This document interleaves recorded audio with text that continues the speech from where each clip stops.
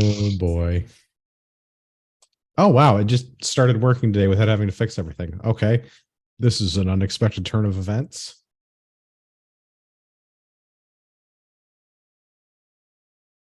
Hello to all you patriots out there in podcast land, and welcome to episode 381 of Canadian Patriot Podcast, the number one live podcast in Canada. We're recording on January 23rd, 2023. We need your help to support the Canadian Patriot Podcast. Visit patreon.com/CPP and become a Patreon. You can get a better quality version of the show for just $1 per episode. Show you're not a communist. Buy a CPP t-shirt for just $24.99 plus shipping and theft. Visit CanadianPatriotPodcast.com homepage and follow the link on the right. This brings us to, I struggle to say this, my favorite segment. What used to be your favorite segment? What are we drinking? And why is it water? And one item that you've completed on the Patriot Challenge, as is tradition. We will start with Liz. Liz, what are you drinking? I'm drinking coffee. I mean, it's 9 o'clock Eastern time, but I'm proud of you. Yeah, coffee doesn't really matter. And I mean, I feel like my schedule is so Clearly, messed you're not up. drinking it enough. My schedule is just all over the place enough that coffee is just doesn't matter. Evening coffee. Yeah. I mean, don't get me wrong. I definitely, I'm so backwards. I drink decaf in the morning. Yeah. And we've narrowed down part of the problem. Yeah, it's fine. It's good. Whatever. Something off the Patriot Challenge. I'm trying to find the template to be like, what have I done that's on the Patriot Challenge, but my mouse won't work. Drink water, practice a skill, read a book. Same as every week. Improve your fighting Yeah, position. but sometimes I don't, like, sometimes I just fake it. Sometimes I just like, oh, I think this is important. Yeah, I have done all of those things in a variety of different ways. Drank water. I just thought that, while you guys were doing the atrocious water drinking, it would be a good time for me to up my water game. So that's why I'm not drinking booze as well. So this is my version of a challenge. So I'm doing water and all that stuff. Skill. I'm constantly working on the jujitsu thing because of all the things. Is jujitsu a skill or is it exercise? Or does it count for both? So here's the thing, because I teach now, I actually have to do some in-depth planning for it. So it's a little bit different that way. Like, I'm not just sitting there as a student. When you have to start planning all that stuff, and same with like teaching exercise classes. When you start planning all that stuff, it is not the same. So reading a book, I have a goal of 25 this year. That doesn't seem like a lot, but it is a lot for myself. I'm currently, I think I mentioned this last week, I am reading one about Nazis in America. We talked about this last week, I think. So still I don't very. remember if it was on the show, but yeah, it was Operation Paperclip, right? Yeah. There's quite a bit of that in it. Here, I thought you were going to talk about the Bush family, but I mean, he was mentioned. And I was like, oh, there you go. Yeah. So, fighting position. I feel like there was something I even had ready for this. Past my brain. Anyways, moving on. Pierre, you're next. As per usual, someone has to drink, so I'm drinking whiskey. Yeah. Someone has to drink. Pierre is drinking for everyone. It's a bit close enough. Yeah, close. I mean, challenge accepted.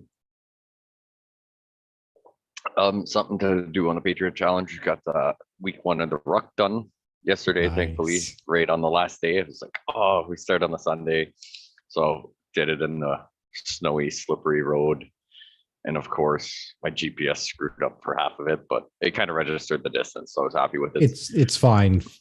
4.5 kilometers in 5 minutes seems totally realistic. Yeah. Well, somebody's And just gonna then- throw the GPS in the car to play catch up, right? You just drive with it Yeah. for a while. Exactly. So practicing a skill, got the new sights mounted. Ammo's finally showing up. So we'll hopefully get out to sight that bad boy in soon.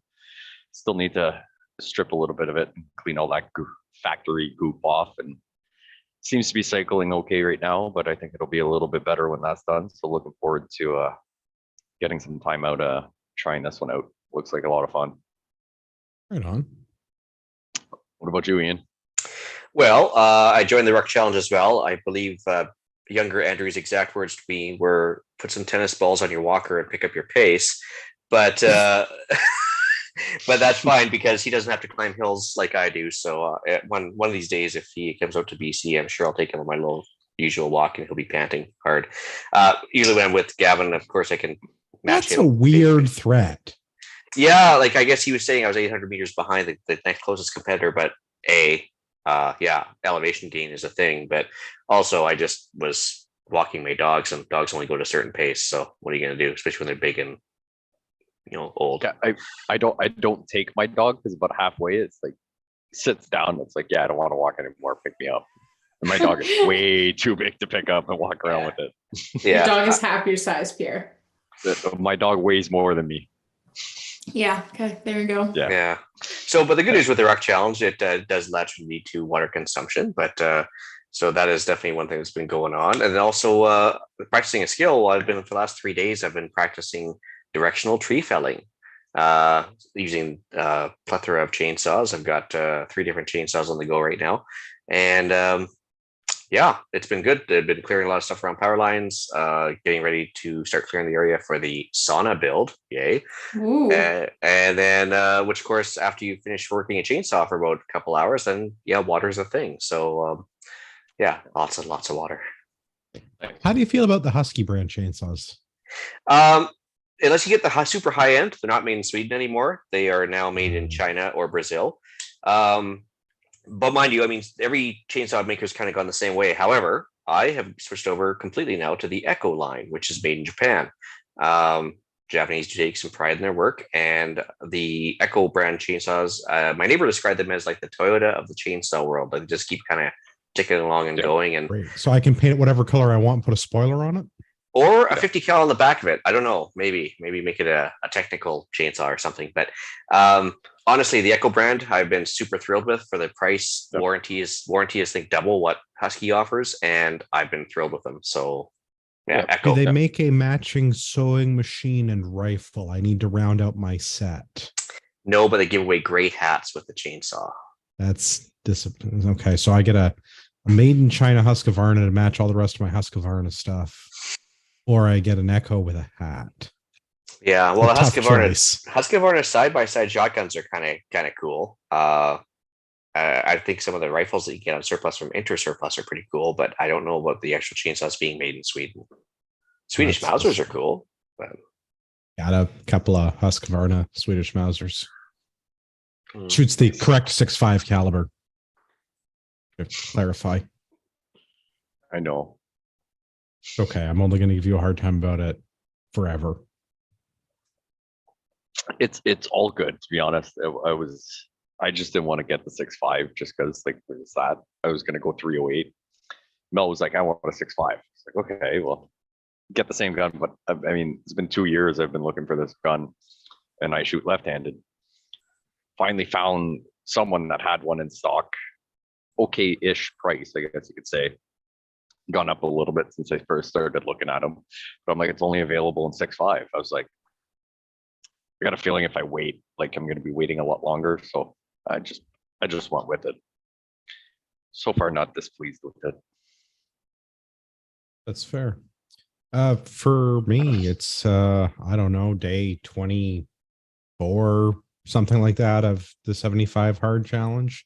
And I miss alcohol. So we're gonna be talking about alcohol during the show today. That's okay. I think more than one of us are giving you the emotional support to Hard 75 as well. So, I mean, I've been dry since that last drink. Was it 3 weeks ago? Yeah, weeks ago. something like Dealing that. with my problems and coping with things as a rational adult is a lot harder than using alcohol to mask my problems. Keep Yes. them all nicely stuffed in. Yeah. Is day But- 76 a Monday though, where we're gonna do a podcast? Because I got a Doesn't feeling that matter. I'm would taking several days off of work and I'm going on a bender. be. I don't know if you'll need several days. After 75 days dry, Yeah. like one day No, might do I'm it for taking you. one day off to go on the bender and then the several days of recovery Mhm. before I can be prepared I to was go back gonna to work. say, Planning I don't- things out. Mhm. So yeah, Patriot Challenge 75 hard. Things that I'm doing. I'm drinking all of the water and I'm working out. I'll budge. So yeah, how are Checking the off 2 days those. going? they suck. Yeah, Don't is even want that to drink. is that a challenge? Like, is that like what's the biggest challenge out of the 75 hard for you? Remembering to do all the things. Yeah, there is an app you can get. There is, and I'm using a habit tracking app and I've set up a bunch of reminders. But I mean, I'm not terrible at any of it, but I'm bad at remembering to do all of it. Right. Yeah. So there's a lot of days where it's like, oh, it's 10:30 at night. It's 11 o'clock at night. I should be getting ready for bed because I have to get up to go to work tomorrow. Yeah, you forgot And I this. have some stuff to do. sure. Right. Or like I was trying to convince my son last night to go to bed. I'm doing single daddy duty. And yeah, little man didn't want to go to bed. It's school day today. He was not feeling bedtime. Bedtime's like 7-ish, 7:15, something like that. Trying to get him in bed on a reason. It was like 10:30 and he finally went down. Oh gosh. So I mean, I made him do a bunch of chores and stuff around the house and help me pack his school bag and get his lunchbox cleaned up and put away his train set and a bunch of chores around the house that all need to be done. But then I'm like, I still need to get a workout in and have a shower and like finish some of my other tasks. And I almost forgot to take my progress picture is probably the thing I am most apt. There are lots of nights where I go to get into bed and I look at my habit tracker thingy and I'm like, did I take a picture today? I don't think I took a selfie today. Oh, And I have to Yeah. go and take my mirror selfie, my progress picture, if you will. yeah. There you go. I'm working on content for my OnlyFans. I was gonna say, sounds well. like you could have a little bit of a win there. I mean, we need like the anti-subscription model. $5 to get one, $10 to not. I'm sure that there's way worse things on OnlyFans than your imagination could even, For science, Fathom. I'm willing to find out. ugh, Become a Patreon for just $1. yeah. New tier, new Yeah, tier for for Patreon. for 75 cents an episode. You get a shirtless selfie Progress. of me in the bathroom. For $7.50, you don't get that. Yep. I don't know. We'll see. I feel like there's a marketing opportunity in there. I think I did the Razool or not Razool. I think I did the Ruck Challenge since we recorded last week. I don't remember, but good job on everybody that's getting on the Ruck Challenge. Shall we do the news? We can talk about listener feedback if you like. No. Okay. Okay. Why? I didn't see what the listener feedback was. Nah, just ongoing There is contempt none. for the audience. There is none. Okay. Hmm. Hmm. Ian, where should people send their feedback if they have any? Well, if somebody wants an OnlyFans subscription or a negative subscription, they should send their feedback to the show. They can visit CanadianPatriotPodcast.com/feedback or email us at feedback@CanadianPatriotPodcast.com. A version of the show is available on Stitcher and iTunes. All right. Keeping in the trend of not drinking, the government has now declared that alcohol causes cancer and you should all stop drinking unless it's less than 2 drinks a week, in which case, I guess alcohol doesn't cause cancer. The headline in the CBC. Yes, even if it's a bloody Caesar with extra celery, why even just a little alcohol is a risk? Because Sorry, where did that come out? No, the first thing that comes to my mind is it's a Caesar or a Bloody Mary, not a bloody Caesar. Who wrote this? Somebody that doesn't drink. Obviously. I was Yvette like, wait a Brand second. of the And CBC. It's only a Bloody America. It's only a Bloody Mary in the States. It's the same thing as a Caesar in Canada. Yeah, I don't know. Freaking tools. Her reporter profile won't load for me. So because alcohol deaths in Canada are an all-time high, there is now for some reason pressure to put cancer warning labels on alcohol. So people are dying due to cancer of alcohol consumption, strictly? That is what I take from this, but I 100% do not understand all of the non sequiturs in the article. Well, number one, if the government would stop doing shitty things and forcing people to drink, that'd be one thing.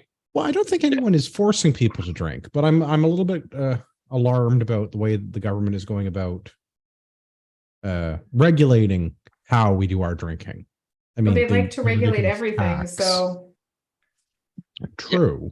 Yeah, like, I just that's the don't goal. understand. I don't understand this giant spike from 2019 to 2021 in comparison to any other. Like, what did you do to the alcohol then? So the alcohol-induced deaths in Canada in that period is not the same as alcohol deaths due to cancer, which was alcohol-related cancer or alcohol causing cancer.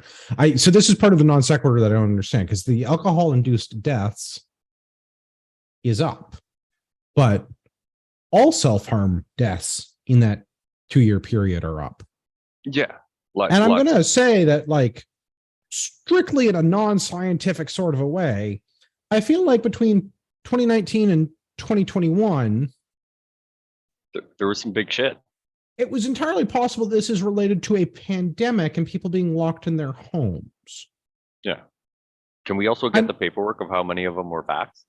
Well, I don't even care about the vaccine status thingy is a non-starter. It's an argument I think that is strictly to get people to argue about whether they vaccinated or not vaccinated, and if it's politically correct for people to ask that or not. It's an argument that isn't worth having. It's not the point. It's a distraction from the actual issue. And the issue, I think, is the way that the government handled all the lockdown stuff. So deaths of despair are up during a period where people were socially isolated. I'm not a scientist, but I feel like that's corollary.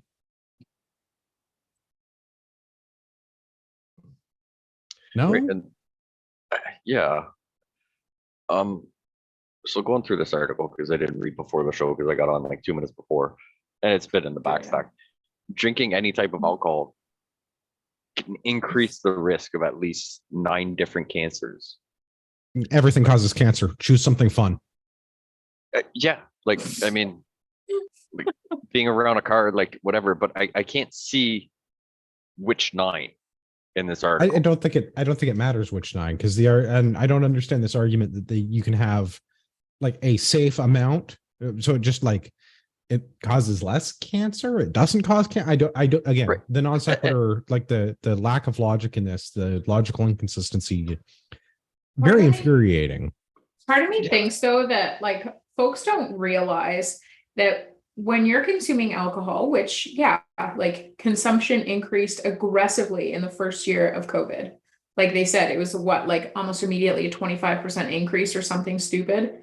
Well, yes, because everyone is being told to stay home and has nothing to do and isn't working. And that was one of the only places that was allowed to stay open. So there's just like this whole dynamic there. But okay, the more diverse people get with their alcohol production, because that also has changed drastically. You're looking at not just spirits, not just a standard beer. You're looking at an insane amount of processed and like produced alcohol that probably doesn't have the best things for you in it. No, right? I'm with Liz. German purity laws. We should enact German purity laws. I don't really know what that means, but okay. You get to put 4 things in your beer. Oh, yeah. Okay. At least that's one of the options. There might be other German purity laws. That just happened. Huh. But the one I'm talking about is the one where you can put 4 things in beer. Okay. Yeah. That's probably a good thing. That's one that's been in place since like the 1600s or 1500s or something. The other one was a little more recent, but anyway. Yeah. 1682, I want to say, is the year. But water, barley, hops. hops and Well, obviously. I feel like hops was a later addition, or maybe water barley. I don't know enough about. I'm going to alcohol. look up German purity laws later, but I'm probably going to get stuck on a tangent in the 1940s. Probably. yeah. So also, I don't understand this little thing they got costs are attributed to substance abuse. So healthcare costs for alcohol and everything. What's lost can we- productivity cost? Lost productivity is you not Yeah, making you're- tax revenue for the government. I mean, indirectly, it's you not making revenue for your employer, which they're not being taxed on. But we should talk about that little chart though. So costs attributed to substance abuse. So alcohol, tobacco are the two big ones. Alcohol, let's round up, just call it $17 billion Canadian for 2017. This is the most current year that they've got data for. Tobacco, we're going to round up and we'll just call that $13 billion. Opioids, 6, cocaine, 4, cannabis, 3, other stimulants, 2, other depressants, 2, and everything else, $325 million. It's funny how the two things you can buy at government regulated stores are the two most popular items. Again, not a scientist, feel like that's corollary. Sorry, is this the graph that's on Stats Canada? You're It's seeing in the the graph, the article. alcohol Yes, induced. Well, I'm just having trouble figuring The out substance abuse what the colors costs. are. Red is no, health. I'm looking at the.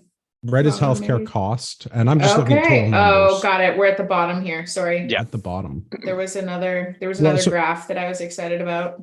Oh, well, we can talk about the one you're excited about too. I want to talk about the one that Pierre was interested in right now, because the dollar values that are associated with this. So if you don't look Yes, I at see the this divvied here. up categories, the healthcare, the lost productivity, the criminal justice, the other direct costs, whatever Yeah. those entail.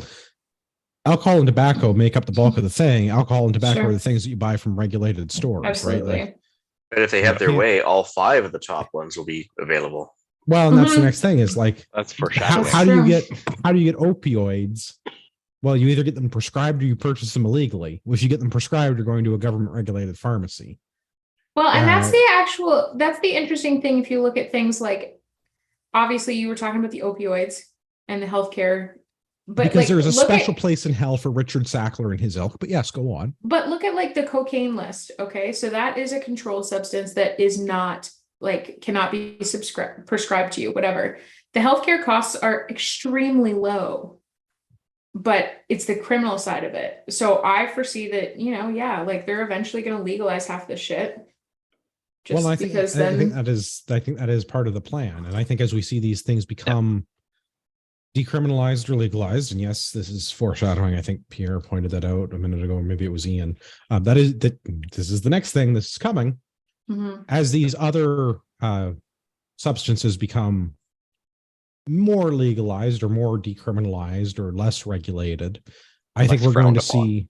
Well, I think we're going to see the healthcare costs and lost productivity costs increase, and I expect the criminal justice stuff to be about the same because there is some amount of It might even reduce, because if they legalize this stuff, like the criminal justice costs are going to be based on crimes committed only while you're on the substance, which I'm not even sure if that's tracked, because it won't be caused by you owning those controlled substances. You know what I mean? yes. The difference is like drunk driving versus Mhm. bootlegging alcohol. Right? It's not Absolutely. going to be trafficking in cocaine. It's going to be running around and doing your best Dr. Roxo impression. Absolutely. Which is also why tobacco doesn't even have that on the blip. Because, like, what are you going to do? Like, Bootleg cigarettes. yeah, but not even. You just go to the res and buy the shittiest giant bag that you can find. That Unkind is things to legal. say about that too. Yeah, but that's legal. So, like, you know what I mean? I know, but you're not Doesn't- paying your little government sticker to get on the package of darts. You got to get the little government sticker. Yeah, but Yeah. don't get me wrong. I don't smoke, and I think that the res smokes are the worst smokes. But if I was a smoker, it's the cheapest way. So I am a smoker and I have allegedly maybe had both, Yeah. and the ones you get on the reserve are way better. Better, really? Do tell. I'm just fascinated. Not Well, allegedly, I might have bummed the smoke from someone or whatever. Yes. They do have a little bit less of the harmful chemicals, I guess you could say, right? Like is it cigarettes. like the tar? Well, Is that me or is that Pierre making that sound? That is Pierre. Pierre's pigeons are under the weather. Okay. Yep. We can't hear you, Pierre. No. So I do think as these drugs become regulated differently, those healthcare costs are Yeah. going to rise. I think right now they're reasonably low, where the criminal justice costs and other costs are higher due to the lack of easy availability, we'll say. Well, yeah, You for can't- example, the FDA last year, I think, approved a drug called Numbrino, which is like a nasal spray with cocaine. Oh, So I mean, like, Nice. obviously, hello. that is, it's obviously not being decriminalized, but becoming part of the table of approved drugs. So therefore, I can easily see Canada doing the same thing within a year or so. I mean, Yeah. at least they kept it within the tradition that you put it up your nose. that's true. I mean, Yeah. Yeah. I mean, if they gave it in a pill, they'd probably crush it up and snort it anyways. I mean, Yeah. might as well just put it in nasal spray. That's anyways. or it could just drink it in Coca-Cola, like good old days. Yeah, that's Yeah. I wish we could go back to a lot of things in the good old days. And those were there's even some times things before in the me. good old days that aren't so great though. So, like I'm willing to trade those for the really shitty stuff we have now. 100%. Okay. On to more things that don't make sense in this article. Sure. Yeah. All right. Well, we're on the topic of government overregulation solving all of our Mhm. problems. We should definitely label alcohol the same way as other food and beverages, because that's going to tell us it's carcinogenic. Because again, they have like a very non sequitur that you can't buy peas without knowing how much magnesium is in them. So we should put a cancer warning on alcohol, because those are totally the same thing. Allegedly. That kind of, I don't know. Part of I just part don't of understand buying the like. alcohol is like the presence, like some bottles are pretty and they're presented well and all this stuff. That's gross. Nobody wants a cancer sticker. Why? See, but that doesn't matter. I don't want that level of regulation to begin with. And I mean, we have Well, this I don't problem in either, Ontario already. Like, I don't know how this works for other provinces, but I understand the way that it works in Ontario. So the Liquor Control Board in Ontario, the government store that you have to buy your alcohol from in Ontario, has packaging requirements. So at one point, Dan Aykroyd, you might have heard of him. He's a reasonably famous Canadian actor. He has a brand of vodka, and it comes in a Yes. crystal skull, and that did not meet the LCBO's packaging requirements because of it was too morbid looking in appearance or something to that effect, right? It didn't. Has meet their anybody listened to Dan Aykroyd? It aligns entirely with everything Right. that comes out of his mouth. but it for didn't sure. align with the Mhm. appearance that the LCBO wanted alcohol to have. And there was a big to do about that when that first came onto the market. Now It's ridiculous. it's in the store now, and that's all been solved. But they have, at least in Ontario, and I'm sure other provinces have other rules, they have some amount of brand presence requirement. You have to meet these appearance criteria in order to have your product. And part of that is we already have the thing is how much alcohol is in your alcohol. And part of that is if there's other things in your alcohol other than alcohol, those labels already exist. Yes, it doesn't tell me how much magnesium is in the alcohol. Also don't care, because magnesium content in alcohol or sugar content or calcium, I don't care about minerals or vegetables or any of the other elements. I Very want to know few how much people- alcohol is in it. And if there's Yeah. anything that's not alcohol in it, I want it about the not alcohol. Very few people are concerned about the nutritional value of alcohol if they're drinking Right. it. But this is my Now. thing is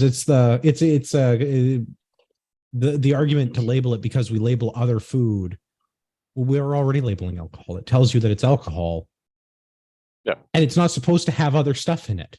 Yeah. And Again, we're back to there's like- a little thing tell Andrew's on board with like, let's have some German purity laws in this country. I was actually talking about this just recently, just the whole concept. Was it this morning? Yeah. My sense of time is shot. But The coffee at 9 p.m. is a giveaway. I was working out in the gym this morning when I had this conversation, okay?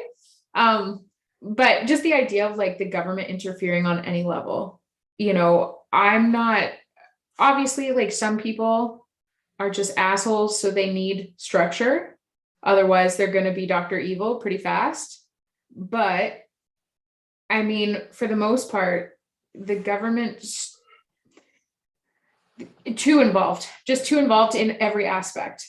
Like some regulations are good because there's some vulnerable sectors, and some of that is environmental, some of it is, social, whatever. Some are just like positive safety. But for the most part, I would say that like 90% of the government use is surplus, it's waste. And this is just another symptom of that. And the part that sucks the most is that a lot of people say that and they know that, but they're not doing anything to prevent the government from encroaching more and more, because they're like, oh, well, it's just a symbol on a bottle. And it's like, yeah, but think about it this way. That's them already going through a lot of regulations. You've just talked about a bunch of them, but you also cannot technically, unless you're specially licensed in like a microbrewery or special distillery, you can't sell alcohol outside of, the LCBO or the beer store, unless you're these specialized stores, right? Or breweries or distilleries, right? Like just those specialized things. Yes. So there's just so many sanctions already. And this is just an example of one of those industries. And it just sucks. The piece that I think I'm the most worried about with this is that if we're going to, because I don't care if they put a cancer warning on my alcohol, it's not going to change how much I drink. But the thing that I'm worried about this is going to be the price part. Yes, we've talked about the taxing and all of the other stuff with alcohol. Is that too much? If they come into some sort of a system where we have our wonderful socialized healthcare, where they say, you know what, we've done all these things and they don't really work, so we're just not going to sell you more alcohol. We're going to make it so you can only buy a bottle of wine a week. We're going to make it so that you can't, right? Through some social credit system, digital currency, digital ID. Or your taxes are going to increase. You've already bought a bottle of wine. Yeah. Now, for your own safety, for the special price of a tax, you can buy another bottle of wine. Yeah.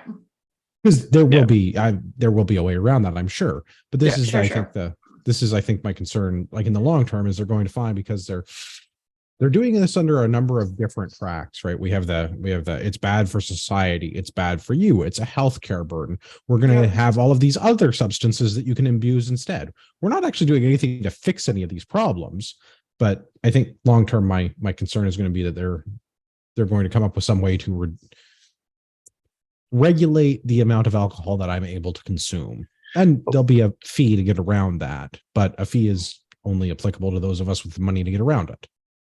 And I mean, we could probably also kind of help the healthcare system with this problem. Excuse me. If we ban TikTok while you're at work at the hospital. I would generally be on board with banning TikTok. Yeah, just in general, but I mean, industrial society and its consequences have been a disaster for the human race. A little bit, but okay. So here's the other side of that, and I will be the person that points it out. You can't have it one-sided. Okay, so certain freedoms mean that other people with dumb ideas have their freedoms, and you kind of have to be okay with that. However, I will say that the odds of those people that have dumb ideas succeeding in a world that doesn't have the boundaries that the government protects them with, pretty low. The guardrails is, I think, a big part of the problem. We reduce the guardrails, we put them further away, and the people with the dumb ideas will inevitably just run off the road. Absolutely. And I mean, I don't know. I get so frustrated talking about just government involvement in everything.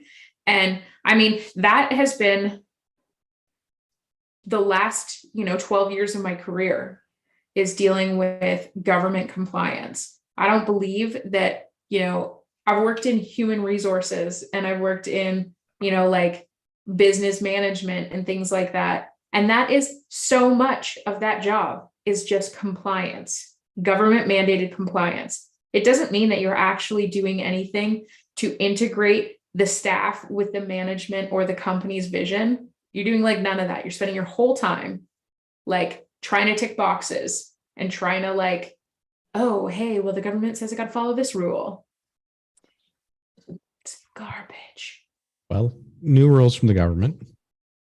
I've got a throwback article from National Post. This is from May of 2022. Ottawa grants British Columbia's request to German. Blah, blah, blah, blah, one more time. To make Ottawa. German legal? I mean, maybe. Ottawa grants British Columbia's request to decriminalize small quantities of drugs. And I don't remember if we talked about this on the show when it came out. It seems vaguely familiar. I don't think so. But it was announced in May, and it was going to come into effect on January 31 of 2023. And now we have in CTV News, a former drug addict who's been clean for 15 years is opening a store in British Columbia out of his trailer if he can't find a storefront to sell meth. Oh, good. So booze bad, meth and opioids good. God damn it, Ian! You stole my. I was doing a whole build up to the. I can't believe that the BC. government though can with a straight face, come out and say how dangerous alcohol is, and yet knowing how many deaths are going on every month with opioids, just like, yeah, let's just make it like less dangerous or less risky to carry it on you. So I don't know. CTV headline here, CTV from January the 9th. Man planning to sell heroin, meth from Vancouver storefront hopes to save lives. Uh-huh. So is he going to stand by his product? What? So, say, what's the warranty? Oh, my bad. I do He not has know. insurance plans set up for every customer. He does say that he has his supply of illicit substances, or I guess they're decriminalized substance now, regularly tested. And if he can't find a storefront to sell his narcotics out of, he's going to be selling it out of a trailer, which they don't elaborate on. And I have a lot of questions about like how the vendoring licenses work in Vancouver, because I feel like you can't just go around selling meth out of a trailer. But Well, I would what do think that's the way it's probably always been done, is back of some vehicle trunk or like, Well, with I feel handshakes or whatever. But if Breaking Bad has taught me anything, you make meth in a trailer. You don't sell meth out of a trailer. I have a question. Call me really naive. Aside from just being addicted to meth, what is the draw of meth? Well, from what I understand, having never really gone on any sort of meth, and not even Pervitin back in the good old days, like Pierre would say, no, I think it's just an intense high that it's really high. It's a really high the first time, Yeah. and they spend the rest of their time trying to chase that initial high they had, because okay. every time you use it, there's less and less Yeah. of a high, and so basically that's how the overdoses happen. Is they keep trying to pursue that first initial high they got, and that's why it's a very fast track from first use to overdose. Got it. Okay. Okay. Because I'm like, I can understand why, how people get addicted to that stuff and that becomes like a problem, like a habit of, but I guess in this case, you're saying that they're addicted to that high, which can never really be replicated. Yeah. Maybe. So I think you just keep doing more drugs, right? Because it's a receptor problem, right? And amphetamine works by bonding with a certain set of receptors in the brain, because it's a central nervous system stimulant, right? Okay. So I think once you bond with the receptors, it probably takes a significant amount of time for those to clear out. Like I don't know which. I think there's a half a dozen odd different kind of receptors for stimulants to bind to. Okay. So the half-life of that, a limited number of receptors. I feel like you do it, you don't do it for a year, you probably do it again. If you could figure out a way to do that, you would have like a fresh batch and you could go again. Right. I feel like if you keep doing it, it's like a building. Immunity. You run out of receptors. Yeah, it's like building an immunity. You run out of receptors, so you can't get as high. But there's still all of the other non-central nervous system consequences. Yeah, I was gonna say like methamphetamine. I was gonna say you never just impact one thing, right? Because it's not just that you're getting high, you also metabolize it and do a bunch, because it's not just binding to receptors in the brain, it's doing a bunch of other stuff. Well, and the part, okay, so meth, I get like I think for the most I part, a don't. lot I don't of understand No, who wakes up and is like, you no, know no, what? no, I Today's the day don't. I start doing math. That's what I mean. I don't get it that way. I get it like, okay, that's a problem. And I think for the most part, most people still consider that to be like just a bad crocodile type drug, like mix it in your kitchen sink, bad news, right? I think a lot of people still think that. But I was quite shocked probably 10 years ago. I found out that quite a few people, even in my area, were recreational cocaine users. And I guess when I say recreational, I mean, like you wouldn't know it. They were high functioning, they were business people, and I was like, oh my goodness.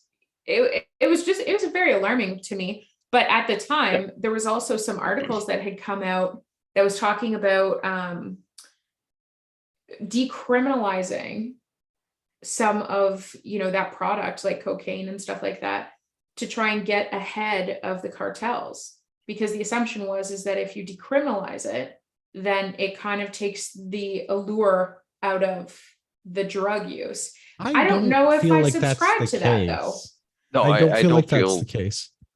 And but I guess that would be the only logic that would be the only logic that I could see why somebody somewhere in their naivety might try and pin it on that logic. You know what I mean? I'm not saying it's a good one, but I can foresee that would be the only one that they would be able to. I can understand that. I can understand, like, again, like for the good of society, we should stop charging people with possession of narcotics when it's a small personal amount. But also, like, the German purity law part of me is like, no, straight to fucking gulag. Yeah. Right. Like, so we are like, any amount of methamphetamine is too much methamphetamine. Yeah. And I mean, you could probably have that whole debate about over prescriptions of opioids and then cutting people off may have led people down that path to get meth. Dude, why? There's like that, what is that coming off drug that they're giving people? Naloxone, you mean? Yeah, there's that. Yeah. Sorry, go ahead. Yeah, right. So like there's all that. And then, I mean, people going down that path, I mean, that's up for debate, but it wouldn't surprise me if the government was just thinking like they did with when they legalized marijuana, other than it being, something to get whatever, that they're like, we're going to shut down the black market for it and hopefully take some of that away. The difference that I can see with marijuana is that there's a lot of people that are involved in various levels of government that were heavily invested in cannabis companies. And I don't know anybody going around trying to start up a crystal methamphetamine company. Well, obviously there's this dude in BC. Yeah, so this dude in BC that's selling it, I'm still not clear on how he's getting it or where it's coming from. I'm also like stones for publicly announcing that you're doing that, bro. But not only that, but like obviously he's selling more than a single personal limit. So he's going to have more than 2.5 grams on himself as the retailer. That's called drug dealing. That's still a crime. He watched every episode of Breaking Bad. He knows the system, guys. Yeah. Like, one thing, he's selling his business plan. If he's going to get busted in his underwear. One thing is, if he was selling methadone, the prescription drug or whatever, and somehow he had that, and he was able to help people with their addictions that way, but you're just enabling the bad behavior. In which case, you're just you're a drug dealer. I'm going to make an argument that dealing methadone is also enabling bad behavior. Well, exactly, but yeah, I don't know. It's at least it's a legal drug. That doesn't make it better. Yeah. Well, so this is the problem. Legal. But this is the problem, though. Okay, and I will say this, and I think most people believe this. Methadone is just supposed to be a transition. It's just supposed to be able to take you off, right? Like. That's it. It's not supposed to be like where people live. And that's the problem is these methadone clinics are not helping because there's no social support. Okay. So the average person that is, maybe using methadone clinics or is addicted to drugs, the average person, I am saying generally not the exceptions. They're usually people that are struggling with social, psychological, physical traumas, right? There is not enough social support, and I am not at all a socialist, but there's not enough social support provided to help support them so that they are not reliant on this stuff.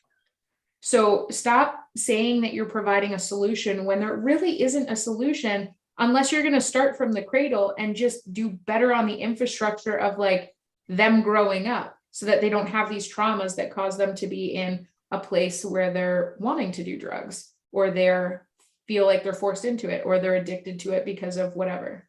Yeah, I struggle with this a little bit. Some of it's like, hey, if you want to drink alcohol or smoke weed on your free time and at your home and you're not affecting people, like, and affecting is a very broad term that we should probably have a good argument about. Yep. I don't care. I don't care very much. I care. Don't hurt other people. As Gavin likes to say, don't be an asshole. Right? Yeah, I'm with you so far. Right? Yeah. Like, don't drink and drive. Don't drive high. Don't abuse minors or other people. Don't become an asshole when you drink. Some people become, right. But this is pirates. If you're alone and by yourself and are being an asshole, I don't care. If you're with other people and being an asshole, then like society needs to do something about that because you're being a problem. Yep. I'm not sure I feel that way about like narcotics. But that's what I'm saying though, is that sorry, go ahead. I could talk over people really easily. I know, go for it. I know, I do it often. No, this is the problem, is that there is a difference and they're trying to make it not a difference. What I'm saying is I don't know where the difference lies. I'm having trouble with the distinction between at what point do we say that it's bad? And is that just like me being a Puritan because of the type of society that I wish we lived in? And we just like didn't have that because people like Richard Sackler creating the opioid epidemic and Purdue Pharma just being like a roving pack of assholes, like who, if it were up to me, would just be physically removed from society because Purdue Pharma just should be burned to the ground, right? Just for creating the opioid epidemic is a general statement. Like those people, all horrible people, like bar none, don't care. Methadone or other, what was the oxytocin, Oxycontin, whatever the rest of the opioid epidemic, like all of the stuff that's in a lab. I am not about, it was manufactured and you can all go directly to hell for doing that. But there you go. You've already kind of identified the line, right? Is that, so alcohol, sure, it's manufactured, but it's not a chemical creation. It is, but it's not. Like, I understand why you're struggling in a different category. And that's what I'm saying. Like, if I distill alcohol, if I brew beer, if I smoke a plant, like, I feel like when it's like, you know what, we're gonna put a bunch of chemicals in a vat and we're gonna make this blue stuff and you can smoke it. So I feel like that's probably the line. Somewhere before that, there's a line. So if you want to take it to like a little bit more of a structured system, you can go by the principle of, hey, if you can do these drugs and you can still hold a job, maintain your family life, do the shit that you're required to do, that's your business. Here's the difference. The average person taking those heavy drugs cannot function at the same level that they are required to. The average person, if they're not hurting anybody, if they don't have to hold down a job, if they could just stay at home and get high all day and not bother anybody. No. So I'm not talking about, okay, but then what happens? They become a drain on the social system unless they have somebody footing the bill for them, unless they have somebody, like funding them. So that's, I think the difference is the impact, the scope of impact. If you want to be the person that, like is at home having drinks with your buddies and you're just a happy-go-lucky drunk, it's your liver, it's your pocketbook, it's your responsibility to make it to your job. But there's a strong argument to be made there, and I think this will be a good segue into the next bit of articles, is that it's not just your liver, because my tax dollars have to pay for your treatment if you have to have it replaced. Yes. So that's a whole other conversation of where our healthcare is, right? But you become a drain on the social system. You went from being a happy-go-lucky drunk at home to right, but that's a very extreme end of alcoholism usually. Like, I don't know what the percentages of like liver cirrhosis deaths are. We're talking about people on the mean, though. If we can't trust them to consume alcohol responsibly and they're going to be a burden on society, how do we trust them to do crystal methamphetamine and not be a burden on society? But and that's what I'm saying, is that maybe that's the line though, is, you know, where does it stop becoming just an effect to me and becomes an effect to the outside world, right? Right. So even just taking the drugs away or meth or whatever you want to talk about, if you're not going to contributing member of Meth society, specifically. yeah, meth, Mhm. right? So people that smoke meth, right? Okay, fine. They might have a job and they get into meth and then eventually they become a drain on society. But I'm willing to bet that those stats and the cost of on the regular tax dollar and everything is way lower than anybody capable of doing anything on social assistance and a bunch of other government funded programs that we say, okay, that's fine. But if a guy does it smoking meth, we should put him to the cross. I'm like, there are people that are fully capable of being contributing members of society that don't do meth and choose not to. So I'm like, if we're going to draw that line for someone having meth, it's like, are you capable to go to work? Yes. Then get a fucking job and go to work, because you are draining way more than the guy smoking meth and overdoses after 2 years. Because guess what? You're going to be on social assistance for 15, 16 years. And unfortunately, a lot of people become products of their environment, that this is a generational problem. Yeah, where now we absolutely. have a 40-year, thing where, Yep. in some cases people break out of it and they get regular jobs, become good people and contributing members of society.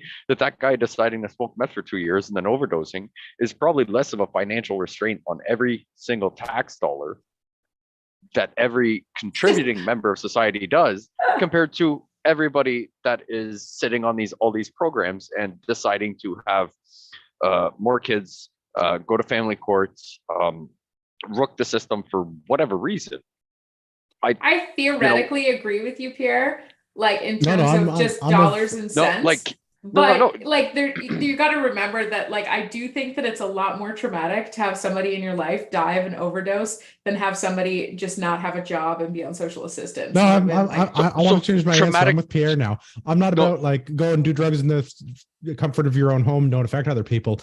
Forcibly methamphetamize degenerates so that we can remove them from society. Let's force medicate them. Oh no, Team Pierre. Team Pierre. Or actually, like that Dallin guy says, you basically can legalize meth in exchange for castle doctrine for your house. I have to do the meth to get castle doctrine, or no. Just legalize it first.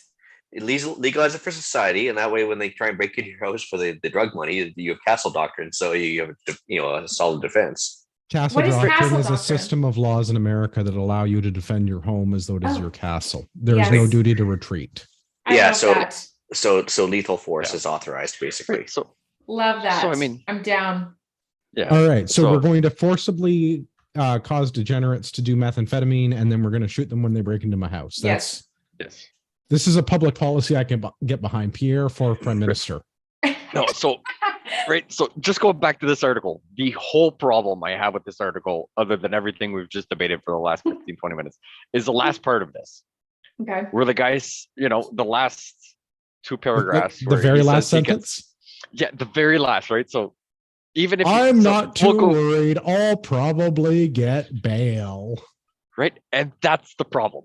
So if this guy decides that he's got, 20 kilos of meth, but he only sells it that and whatever. Seems like a lot of math.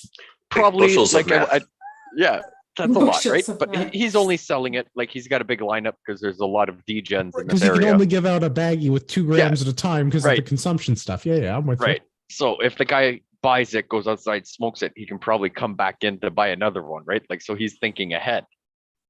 But the problem is, he's like, the guy's not even worried. He's like, yeah, I'll probably just get bail. I'm like, and that's another problem. I would argue the judicial system. The judicial problem is actually one step removed from that, is the fact that he's already got a lawyer who's planning to make a Section 7 challenge of the charter should this guy get arrested for selling his meth out of his trailer. So Section 7 is the right to life, liberty, and security of person.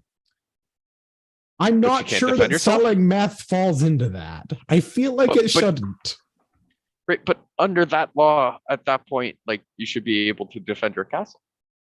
Yeah, security of person. I mean, right off the bat, castle doctrine should apply, but it doesn't. So, but it doesn't, right? So, I mean, So we've got someone that's willing to I'm contest slightly something. confused. Are we shooting the meth heads, or are we getting the meth heads to shoot up? I'm a little bit. Yes to both. Yeah, I mean, like, I'm good with both. Let them shoot up, and if it doesn't work, then we can shoot them. Call me somebody who's a little bit of a bleeding heart, but I'd like to understand why they're addicted or even turn to drugs in the first place and try and fix that problem. Okay, fine, Well, but I think this is we are a way past societal that problem, point. right? That's We're way 100% past a that societal point. Yes, but just because you see that, okay, so you spoke about, generational social drain. And that's very much a thing, right? So like, say one family is milking, like one generation is milking the system. That's what they teach the kids, right? So then the kids learn how to develop that system and so on, so on, so on, right? Well, the same thing occurs with individuals who are abusing anything, any substance, any social system, any person, whatever you want to call it. It is a taught or learned behavior, and it comes from somewhere. Usually when folks are, like over consuming a numbing agent, let's broadly call it that, or an accelerant, it's a masking. It is a coping mechanism. And the question is, what are they trying to cope with that is causing them to go down this really destructive path? And that seems a little wishy-washy, but that is like an infrastructure 101 system where it's like, okay, what is the problem that's causing this? And how can we prevent it from it becoming a systemic issue? And I know we could sit down and like go through this entire societal issue. Like there's so much documentation on like, just the family structure and the breakdown of that. And some of the, we also have like really weak humans that have no constitution in the world now, right? So there's like a lot of that stuff that occurs that creates this trauma that forces people to want to cope, right? So there's two easy solutions to that. Oh no. Well, yeah, I mean, a lot of people may not agree, I'm but I mean, excited for this here. right? So fine, you're right that we were talking Stay about with the generational me, but concentration camps. Like you're not far off, right? Like I've got different wording for it, and it's probably less shitty. Government re-education centers. There you go. Yeah, right. So Government, they get extra funding. Right? They kind of try that. It's called jail, and there's a high rate of recidivism because there's no restorative aspect to it. Right, or so I'm not even talking jail at this point. What if you're just talking like rehab, like glorified rehab? So yeah, so but you're going to talk glorified funded, rehab, but if you're going to talk about systemic and generational strains on the system for doing stuff like that, a system that would work is there are lots of people in this country that didn't have kids, can't have kids, a whole bunch of stuff. Like you want this generational problem to go away, that people that are hardworking and have full-time jobs and decide to be successful business people probably have less kids than the people that get a paycheck depending how many kids they have. Absolutely. So if you nip that in the butt at an early age and you get contributing members of society to raise children that were born at a disadvantage due to poor decisions on their parents' behalf, right? I'm not, I mean, we're kind of Do you know going what just came to my mind is the 60s that I'm not scoop. wrong?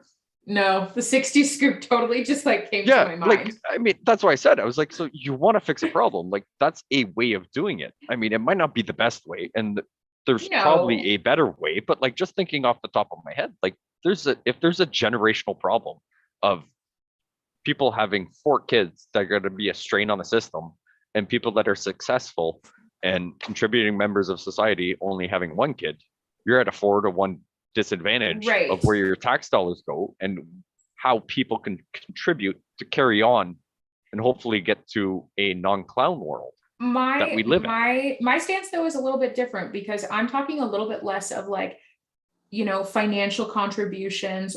I'm thinking more like, I don't care how poor you are.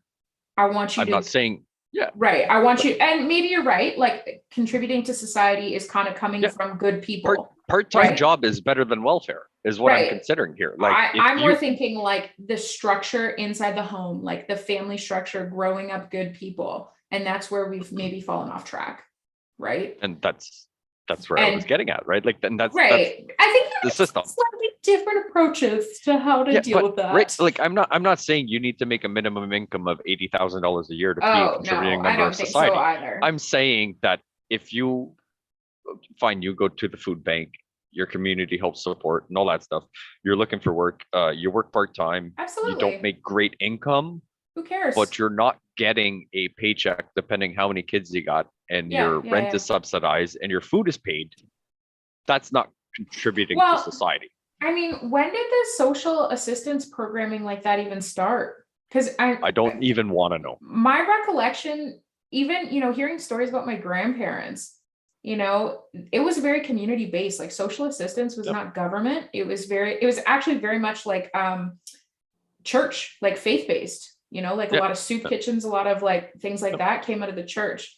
Even places like the YMCA today, which still, like helps support a lot of like at-risk youth. That's Young Man Christians Association. It is, like it comes out of the church. And at that point, is that why I get itchy when I go in there? No, that's why you start on fire. Oh no, that's regular churches. Oh, okay. But at that point, We'll right? have So many people had discussion gardens, about that later. right? But you could have gardens, so community would Yeah, donate a bunch absolutely. of stuff that they wouldn't eat and everything. Well, Where and now honestly, nobody grows that's- gardens, everybody goes to the grocery store. And have you seen the price of lettuce? I'm not donating Right. a head of lettuce, right? Well, Like- so I mean, you still see some of that social, like community-based stuff, but there's also less people that are part of, philanthropic. Well, yeah, but philanthropic aspects of the community, like whether it's, people used to be part of the Legion, people used to be part of all of those, what are they called? Like, service clubs, Kiwanis, Thank you. Rotary. yeah, The service Masons? clubs. I don't I'm know gonna if they're I'm gonna put the service Masons club. on the list. Ugh, they're kind of like Oh, come on now. selected member. Shriners, Yeah. Oh, I don't know. Glorified Masons. That's all they are. So Sure. the- but they've The got other the thing- little cars. Yeah, only in the parade. And the feds hats. That's great. Actually, there's one thing about the social assistance, though, is I think the 1960s that came along. But back in the day when somebody went on welfare, there was a social stigma attached to it. Like Absolutely. Yeah. if you were a welfare family, like, whoa, like everybody's kind of whispering behind your back type of thing. Now it's so widely accepted. I think that it's been destigmatized to the point where it's a nothing subscription now. service now, right? It's generational, Absolutely. like you said. Well, it's a system to now learn and exploit, and That's why Part some of people that I don't fault that though. If the system is there and is going to give you stuff, I would like the system to give me stuff. The system takes a lot from me and gives me very little. So if there was a way for me to get something back from it, I mean, I'm not going to fault people for playing within the rules that we're stuck within. I think that the generational issue, the fact that this has been going on for decades, there's a lot of like, how did we get here? Why are we here? How do we undo it? I'm more interested in the what do we do now that we're here part of it, because I can't roll it back. I can't just push the undo button. you can, but we don't have machine guns. But yes, lots of machine guns and very little welfare. But I do think that part of, where do you go from here does come from looking at where we've been and how we got here, because that's only been, if you're looking at the 60s being the rollout of, government subsidized social programming, and not necessarily the rollout, but maybe more of the normalcy of it, the development of that being a normal thing. The 70s, I'm going to call it the federalization of that. That's good. That's a good it one. shifts from that community-based, faith-based local organization to bureaucrat gang doing bureaucrat gang things at the national level. Absolutely. Well, so that's what, 30, 40, 50 years that's been going strong. But I mean, 70. we also, what? Almost over 60 years. For 1960 would be 60 years. Yeah. The 60. But I think that I still think that even 60s and 70s, it was still very stigmatized. It was still very small. It was stigmatized, but I think it was more readily, easily available. Absolutely. So I'm more curious what happened in the 40s or the 50s to the 60s that caused this to start growing up. Industrialization. Yeah, industrial society and its future. Project Paperclip. Okay. The Cold War. But yes, all of those things. I think in a big way, Like the Absolutely. fall of European industrialization and manufacturing, right? Because that's the end of the second industrial revolution. 1950s is getting into third wave industrialization. I think this is a big, we don't have gardens because things come in a can and they go to the store. And we didn't have supermarkets, not that there aren't stores to buy food in pre-19, say 60. Yeah. No, but it was a little bit like, you'd go to it's your a lot more local butcher. and fresh and absolutely. specialized trade and less, right? Because there's still a greengrocer and there's still a butcher and there's still a baker, but the idea of like the supermarket with all of these things in one building this is a 1960s Americana invention. Absolutely. Yeah. And I mean, that is part of like, you're right, the industrialization, like the third wave of that, which, like, especially kind of going back into history, reading the book that I'm reading, it's just a reminder of, what kind of mess was left behind after, World War II, and how that was such a big shift in society. Huge, wild, insane, mind-blowing, right? All of, like, I just can't wrap my mind around how people read some of this stuff and they're like, oh yeah, that's fine. That's just a little part of history. It's like, no, it's directionally changing history. But I think the term we're going for there is paradigm shift. Yeah, absolutely. That's exactly what that was. But I could sit and talk about this all day. And on a future episode, I think we should. I think next week we probably pick up the continuation of this in talking about the current turmoil of our healthcare system and what privatization might mean, and how I want to talk more about the social ills of this, whether we open the methadone clinic or whether we open the MIAD clinic, maybe MAID clinic, the medically assisted dying clinic. Medical assistance in death or whatever. So it's MAID. And right. So do we give the heroin addicts more heroin and just help the problem along, or do we do something else? You can only get a needle for the 100 next week. Yeah, I was going to say, this is what happens when Andrew doesn't drink. He's on top of the schedule. I get up at a time. I drink a bunch of water. I work all day. I go to bed at a certain time. Throughout that, I have to pee frequently, which is the point of the show that we've arrived at. Don't forget to take your selfie after you pee. I mean, you can do it while you pee, but don't forget your selfie. Remember, fans. Something OnlyFans. Yeah, we're gonna put a pin in the healthcare stuff for next week because I think this is good. We should continue this conversation, but we'll do it next week. Hopefully next week we can get Rod Giltaca on the show to talk about healthcare in his part of the country. It'd be great. We couldn't get Rod in this week, and for some reason I can't copy and paste the show notes, which is mildly infuriating. We're also on Gilded now. If you want to come and receive some contempt or talk to the panelists or other listeners, Gilded is probably the best place to do that. And why don't we go around the virtual room? We'll start with Liz. Liz, where can everybody find you if they want more content? If they want more content, they're just going to have to... If they want your views on Operation Paperclip. I actually don't really post that much about what I'm reading or what I'm doing. So if you would like that to change, reach out to me and say, hey, I want to know your thoughts on the book you're reading. And, maybe I'll start posting more about that. Can we be friends on Goodreads? What is that? On what? Okay, I've opened up a whole new part of the internet. Is it just an app? Goodreads is a website to keep track of your reading, but it's like a social media for books. Oh yeah, I could totally set up a profile and do that. I'm assuming you're on that. Oh yes, I am. Okay. I am bad at updating it, and I'm bad at leaving book reviews. Right. Fair. Okay. Well, I'm gonna. But it's one of the only social media platforms I have not been banned from. So Well, there you go. Pros and cons. Stuff like that is like, I think it's good. I think that kind of plays into some of the New Year's resolutions that I think most people on this podcast have for book reading and things like that. So yeah. Maybe I'm going to start doing that. There you go. That's where you can find me. Perfect. I'm going to go create a profile after this. Ian, where can everybody find you? Well, like yourself, I'm banned on most places, but you can find me on the Gilded app, and occasionally you can see me pontificating on self-reliance and a little more preparedness on Sunday evenings, 9 p.m. Eastern, YouTube, and I guess the Facebook. I don't know. Somehow we still live stream there too. Canadian Prepper Podcast. And if you wanted to reach me directly, it's theislandretreat@gmail.com. All right. Pierre, if everybody would like a very stylish t-shirt. I do. Could you hold that up to the microphone for the listening audience today? Yes. Ah, that's the worst You can't word say in that the on. world. You cannot say that on YouTube, please. See you next Okay, Tuesday.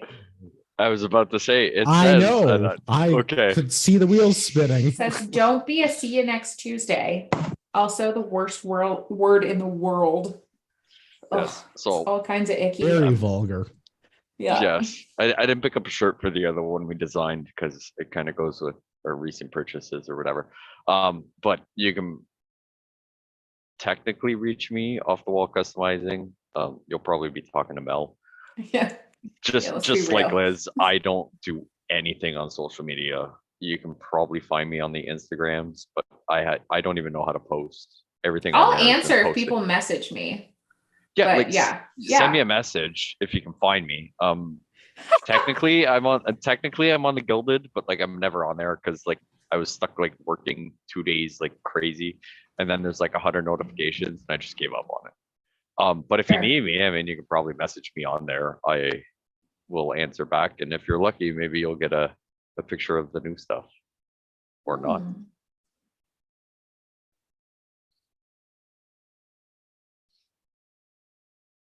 All right. If you've listened to the show this long, you deserve a discount code if you're shopping at Ragnarok Tactical. Use the discount code Patriot at checkout. Save yourself some money. Stop by the post office today, mailed out the weekend's orders. It was a good time. Nice. I already apologized to Rod. For all of our listeners out there in podcast land, I would like to paraphrase the iconic American songwriter Kid Rock. For all of the crackheads, critics, cynics, my heroes at the Methadone Clinic, and all the bastards at the CRA.